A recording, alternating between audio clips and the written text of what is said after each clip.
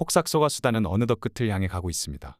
마지막 사막에서는 겨울이 다가오며 애순과 관식의 삶이 천천히 저무는 모습을 보여줄 것 같습니다. 그냥 지나칠 수 없었던 한 장면이 있는데요. 상견례 자리에서 관식이가 한 손을 감싸며 악수하는 모습을 처음 봤을 땐 거친 손이 부끄러워 그랬던 걸로만 생각했습니다.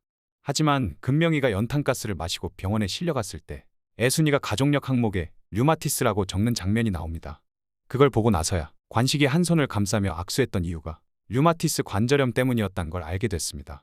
실제로 류마티스 관절염 환자들은 관절에 생긴 염증 때문에 손에 힘이 들어가지 않아 악수할 때 손을 감싸며 지탱하는 경우가 있다고 합니다.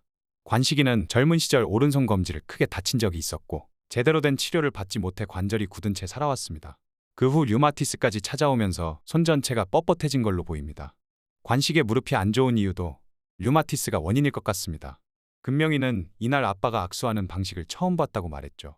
관식과 애수는 딸이 걱정할까봐 손의 상태를 끝까지 숨겨왔던 걸지도 모릅니다. 관식의 침묵과 다정한 손짓 속에는 오랜 시간 고통을 견뎌온 흔적이 담겨 있었습니다. 애순이가 치매에 걸렸을 거란 추측도 많습니다. 저도 애순이가 치매에 걸렸을 가능성이 크다고 생각합니다.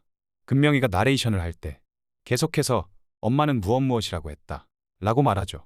금명이의 시점으로 애순이의 이야기를 듣고 있는 듯하지만 마치 치매에 걸린 애순이가 시간 속을 헤매며 기억을 더듬듯 딸 금명이에게 자신의 과거를 들려주고 있는 느낌이 들었습니다.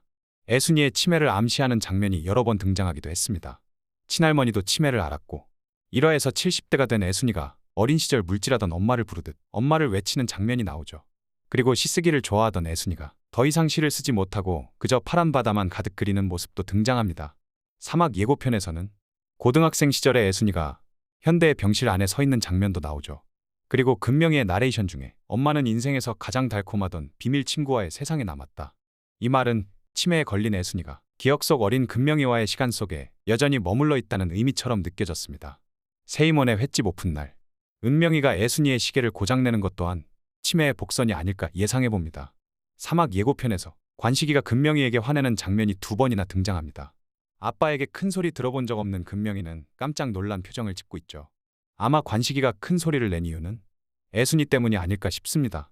이 장면은 금명이가 애순이에게 모진 소리를 해서 혼난 상황으로 보이고 병원으로 보이는 배경에서 뭐가 그렇게 바빠? 라고 외치는 장면은 치매나 다른 병에 걸린 애순이를 두고 엄마에게 시간을 내지 않는 금명이를 혼내는 장면 같았습니다. 물론 저만의 추측입니다. 그리고 어쩌면 사막에서는 애순이와 관식의 이별까지 그려질지도 모르겠습니다. 4화에서 관식이가 애순이에게 이런 말을 합니다. 걱정 마시게 자네보다 오래 살 거니까. 두고 어떻게 가. 애순이 두고 가는 것보다 잘 보내고 따라가야 마음이 낫지. 과연 관식이가 약속을 지킬 수 있을지. 폭삭소가 수다 마지막 이야기를 기다리며 벌써부터 눈시울이 뜨거워집니다. 오늘 준비한 영상은 여기까지입니다. 여러분의 의견 댓글로 많이 남겨주세요. 오늘도 영상 봐주셔서 감사합니다. 다음 영상에서 뵙겠습니다.